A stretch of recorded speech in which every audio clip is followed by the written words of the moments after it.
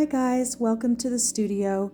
So today I'm going to just do a fun little pour. I'm going to do a floating flip cup. I'm working on a 16 by 20 canvas, and today's colors I'm using are just Artist Flow acrylic white. That's my base right there. I'm also going to be using as my puddle pour Jenkins Green by Golden and Green Gold by Golden, and both of those I actually mixed with just a touch of iridescent pearl just to lighten them up a little bit. I'm also using Artist Loft Level 3 Professional Iridescent Rich Copper and Deco Art Dazzling Metallic Splendid Gold. I'm also using in between each, when I pour the cup, you'll see I use a touch of black in between. That black is just Artist Loft Flow Acrylic Black. I've mixed all these paints, 1 part paint to 4 parts floetrol, and then just put a little touch of water in the ones that I needed to thin down a little bit because they were still quite thick. The Golden's paints tend to stay quite thick. So I just put a touch of water down to bring them all to the same consistency. I have a commission coming up, and it's going to be a really large one. I'm actually not sure if I'm going to be doing it on 1 canvas or 2. If I do it on 1 canvas, it's going to be a 48 by 60. If I do it on 2 canvases, it'll be 2 48 by 30s. So I'm just doing this. This isn't the technique that I'm going to be using, but I like the floating flip cup because once we have all those colors layered there, we flip it, poke a hole in the top, and then they blend. So I really wanted to see how these paints were going to blend together. I'm also going to be in the commission using some bronze and some Prussian blue and a few others. I'm not 100% sure yet, but these ones I haven't tried before, so I wanted to check them out and see how they blend. So right away here, I'm going to flip that cup and tilt the canvas. You'll also notice, and I'll go over some of the stuff that I'm doing once I have done the flip and the tilt. I wasn't liking the composition, so I changed things up, and we'll go over that once we get there. So enjoy up till there, and I'll talk to you in just a few minutes.